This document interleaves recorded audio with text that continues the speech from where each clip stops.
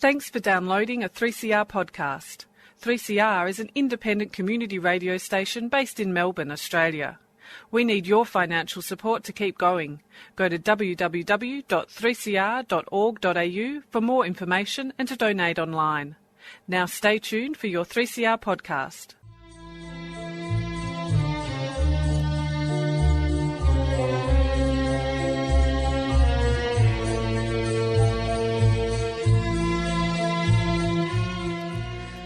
Sabah al-Khair, good morning dear listeners. You're listening to Radio 3CR on 855 AM and Palestine Remembered with Robert Martin, Nasser Mashni and Yusuf Ahmed al-Rimawi.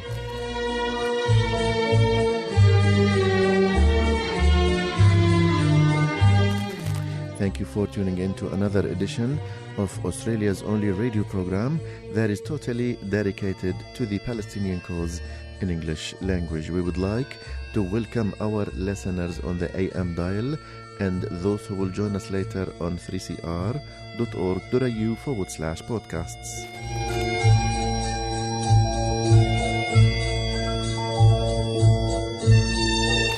In today's episode, we will be talking with Benjamin Ladraa, a Swedish activist who decided to raise awareness for Palestine by walking to Palestine from Sweden on foot. Stay with us and enjoy this miracle.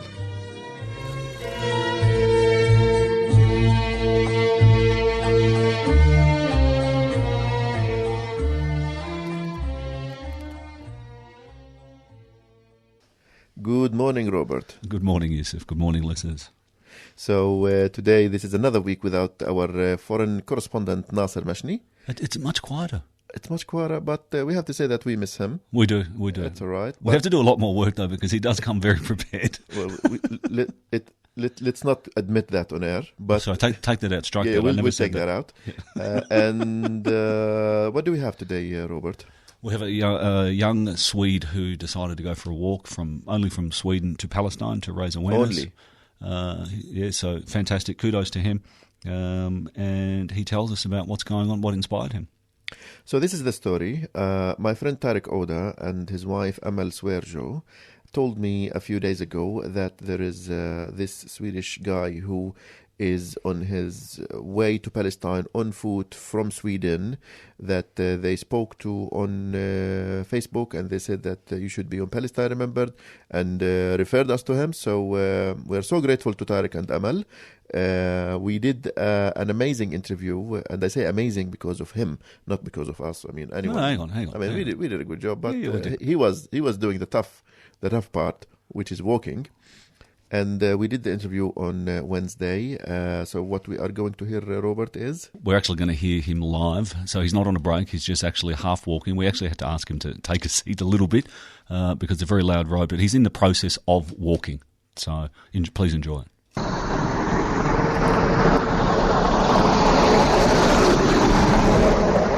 What the f*** was that? Was that an F-111? Truck. Are you still there or did you get hit by this? No, I'm still here.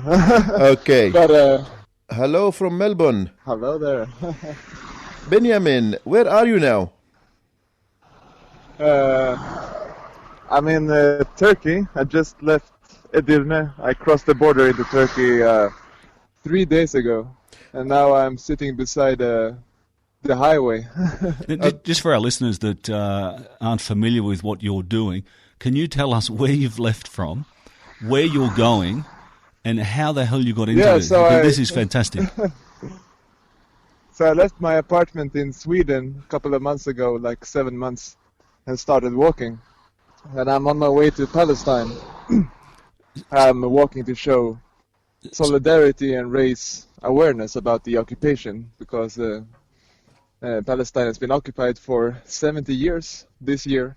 It's a terrible anniversary, and too few people know about this. So I figured if I do a big journey on foot, some people might notice and ask me what the hell I'm doing, and so I can tell them a bit about Palestine and the situation there. So you're not Palestinian, you're Swedish. How did you get involved with the Palestinian cause? It's fantastic. So, as you know, with Syria and the war, lots of Palestinians fled to Syria 70 years ago when they were ethnically cleansed from their homeland. And now with the war, there's a lot of Palestinian refugee camps that has been destroyed, so Palestinians are fleeing yet again. And I had the privilege of meeting some of them in Sweden, and they told me their stories, which got me interested. Some of my relatives made it from Syria to Sweden. Yeah, maybe they live in Skara.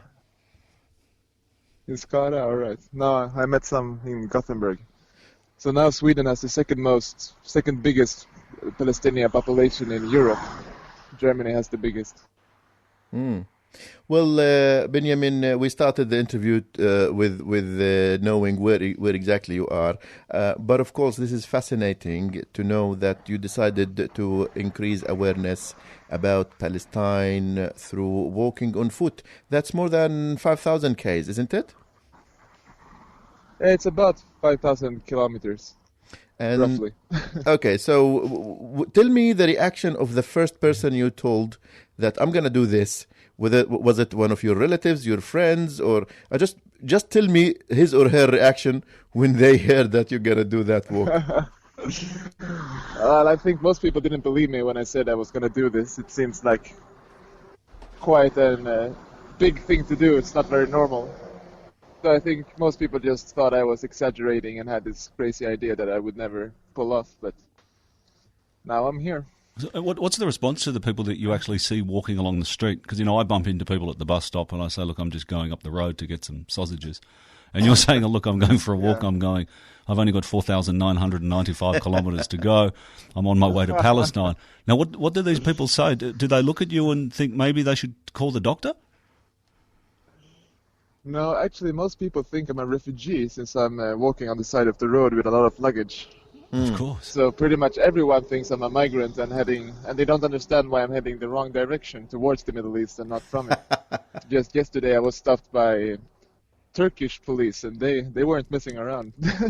Okay. They approached me with their batons drawn and they pushed me around and like, who are you? What are you doing? Only spoke Turkish, which is very problematic. It took a long time before they believe me. Yeah, no, it would have been. So the normal mum and the dad or the person that they ask, are they fascinated by what's going on in Palestine? Are they aware of what's going on? No, it's as I expected. Not many people know the situation there. They might have heard of it, that there is a situation, but they don't know really what's the deal. But I think just by doing such a big solidarity thing that people must understand that there is quite a big thing to motivate someone to do something like this. And I try to explain you don't have many minutes when you meet someone in the street. You say, like, there are Palestinian children in prisons, they are being tortured. Their houses are being destroyed, they are being ethnically cleansed, all of this. And it won't stop by itself, it will stop by lots of people taking action. So I want to be one of those people. Fantastic. Now, Benjamin, could you please take us to one of your days, one of your random days, and try to share what you did in one of the days since you started the journey 5 months ago or 7 months ago? Has it been 7 months? Wow. Yeah, since August the 5th I started. So today is since August I did 40 maybe. Since August I did 700 meters. And that's Yusuf's best so far. This is that's my record. But anyway, tell me about one of your days. Describe one of your random days so far. Yeah, so I might wake up in my tent somewhere in the field or in the forest or in a hostel or at someone's home if they invited me. If there's somewhere to eat close by, I'll take some breakfast and then start walking. Check my route for the day, which usually is about 30-40 kilometers. And that takes pretty much the whole day.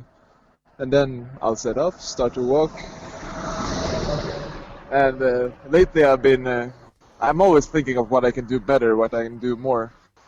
And so I realized that I need to take better pictures. So I've been watching YouTube a lot of how to take better pictures with my phone and with my drone. So now I'm starting to look for good places just to update the social media. Just always trying to do everything a little bit more effective so more people will notice this. Because solidarity is only as strong as the number of people actually seeing it and feeling it. Yeah, and you're doing it in your way, which is fantastic. What I found amusing today is I had one of my Palestinian friends from Ramallah reach out to me, and he asked whether I knew this man, this Swedish man walking. Oh, really? And I said to him, and you've spoken to this man.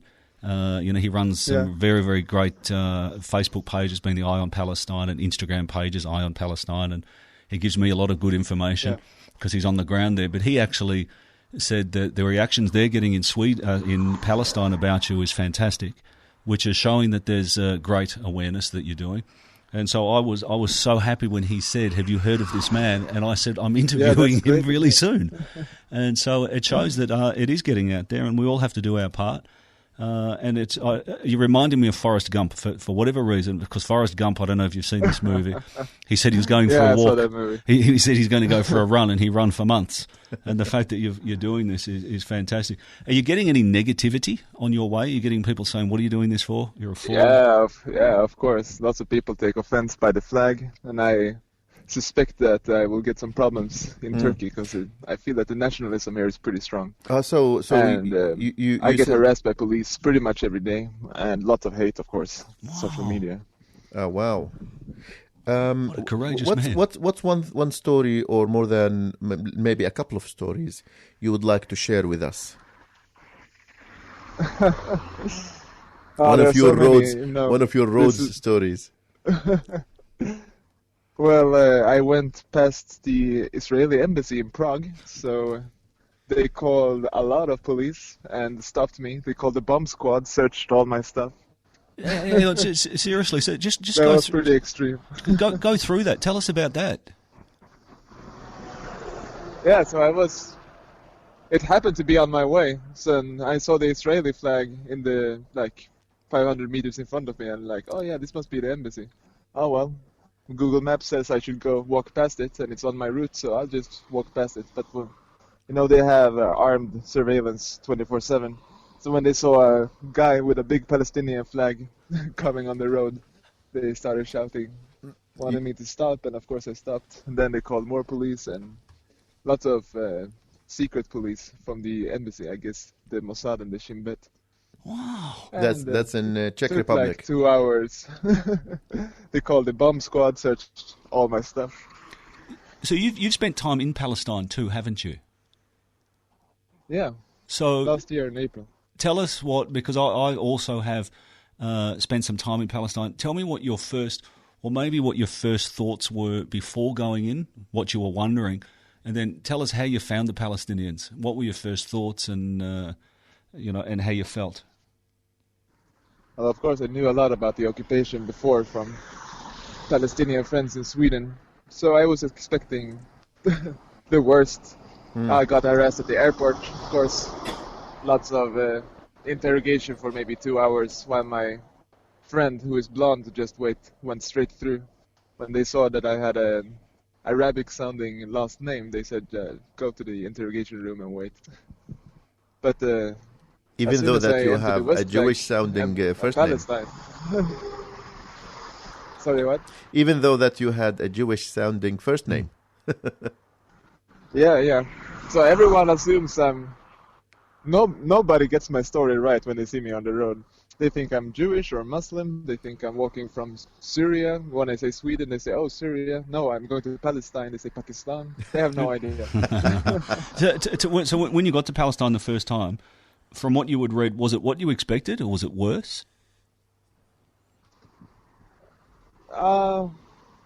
That's a good question. Well, I expected a lot of bad stuff, and I saw a lot of bad stuff. It's the occupation. It's the walls, the soldiers, checkpoints, blocking freedom of movement, arrests, raiding of people's homes. It's all of this, and I knew about it. I read the Breaking the Silence testimonies, all of them. So I had a pretty good idea of what I was going to find there, and I found it. But it's always much more stronger to meet the people firsthand and speak to them than just reading about it. Yeah, I was going to say, because I know a lot of people, and I was included, that you think that you're very educated in it, but then when you see it, it's a completely different level. When you see you don't get the emotions as much from staying at home and reading. You understand it on a different level when you go there. Now, Benjamin, let's go back to your journey. What's your average per day? how many Ks do you do per day? Right now it's about 30 to 40, but when I started it was 20, 30.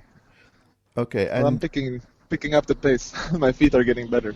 You're getting better. Now, of course, also you've seen the end of summer, beginning of winter, and you did all the winter on foot. Yeah, how was that? I mean, also crossing from Western Europe. That must have been terrible. Tell me about winter, the winter chapter of your journey. Well, fortunately, I was spared a lot of snow this winter due to global warming. I guess was warmer than all the people I met said. Yeah, this winter is like the warmest we've ever experienced, and so I was lucky with that. Of course, there was a lot of snow from time to time, especially in Bulgaria. It was like 15, 20 minus, snowing like crazy. So I stepped outside in my tent in the snow as well. But and it was minus 20. Huh? And it was minus 20. You're sleeping outside in your tent after walking. You are the man. You should it hear. Wasn't that cold when I spent outside. It was only a couple of minus. You should hear us Aussies when it's 15 and we go, it's freezing. It's terrible. Yeah, I mean, I was freezing. It was cold as fuck. But you can't just stop because it's cold or raining. I mean, then I was gonna sit down the whole winter if I was gonna complain about that. Now, Benjamin, you are now in Turkey, and we can hear the highway behind you. And how many countries have you done so far? So I will include Greece because I was in Greece for one day, but that was a very interesting day. Of course, I was stopped by the police 6 times during a couple of hours going from Bulgaria to Greece to Turkey. I did 3 countries in one day. So including Greece, it's 11 countries now. 11 countries now.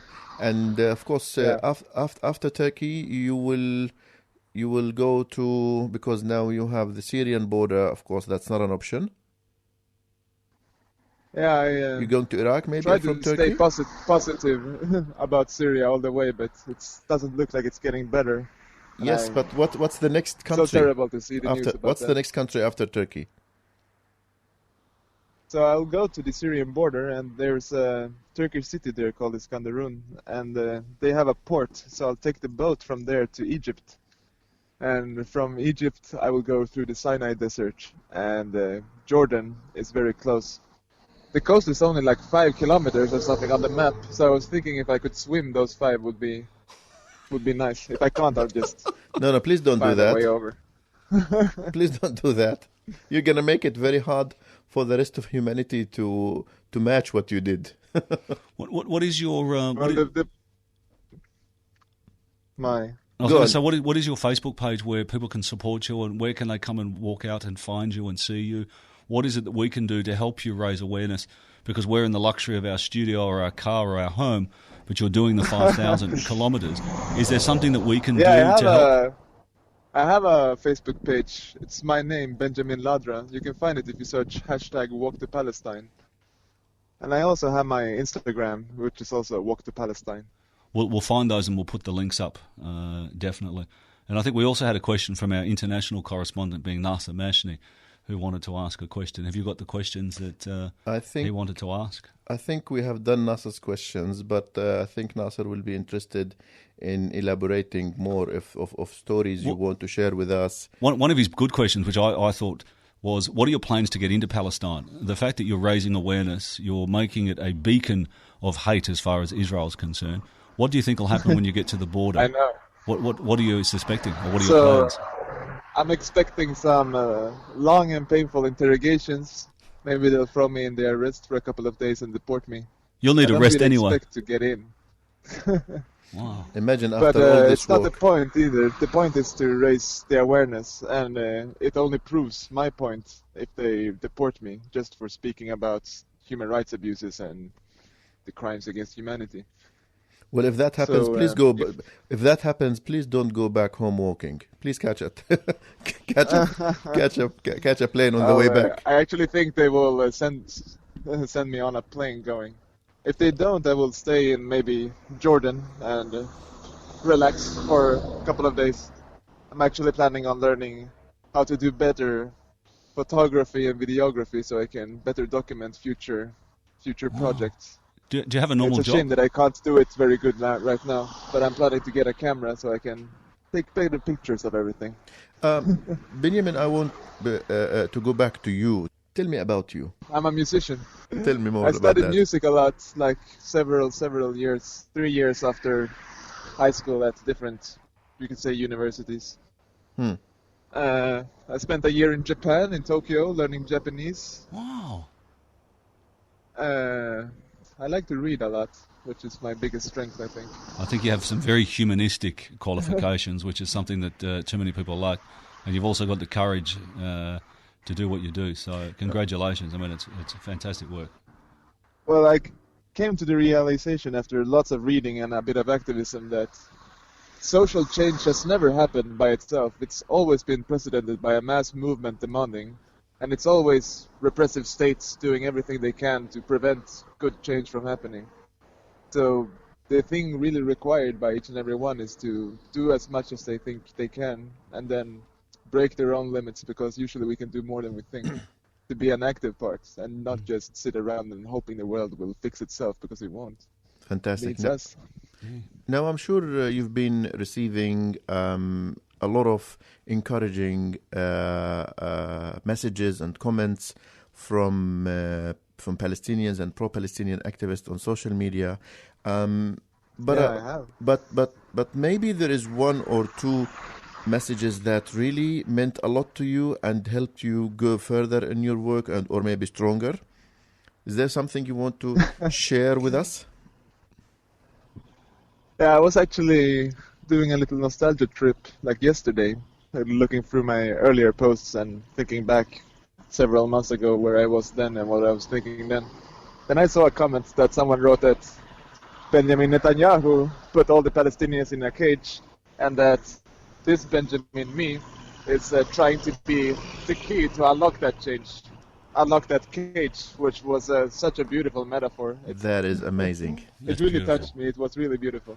That is amazing. Now, you are a musician, so you get to choose the song we are going to play in your episode. Is there a song you want to play, or you want us to play? Can be anything.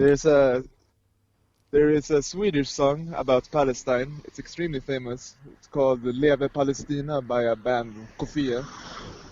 Fantastic. So we'll do our best trying to look up this. It's a Swedish Palestinian solidarity song. She summarizes my journey perfectly. That's beautiful. Okay, fantastic. Well, we cannot express how Robert and myself in the studio and everybody who is going to listen to this interview on Saturday will be when they hear such a courage, resilience, determination, bravery, and just the die-hard type of spirit that you carry. So we can only say we are so grateful for the time that you allocated for us, and we wish you the best. And please make sure that you always take every precaution to look after yourself and to avoid being in confrontational positions. I don't want to give you more advice, but I can imagine that you are, you can see these things on a daily basis. So maybe I will give you the mic for the last few seconds to say something before we end the interview. Yeah, so I can just say that the solidarity for Palestinians are massive, and it's because they have been repressed for 70 years by the Israeli occupation. And what we're trying to do is just end the needless human suffering and try to be a part to change the world for just to be a little bit nicer and more humane place to live for everyone. Of course, I'm not only concerned with Palestinians, I'm concerned with everyone. But I can only do one project at a time. So in the future, I'll do more projects like this, of course. And I think everyone should just focus and try to do their very best and figure out something that they can do to also be a part of the change. Because change doesn't happen by itself. It happens when we do something. And that's really all I'm trying to do with this journey. Well, fingers crossed that you will make a difference. I know that you will to many people, and you'll inspire other people to do things. I also hope it inspires people to go to Palestine and witness and meet the Palestinians. Yeah, everyone should go there. Everyone should just go and see. They're the best people. European people have an easy time to go as well, just because we have our passports.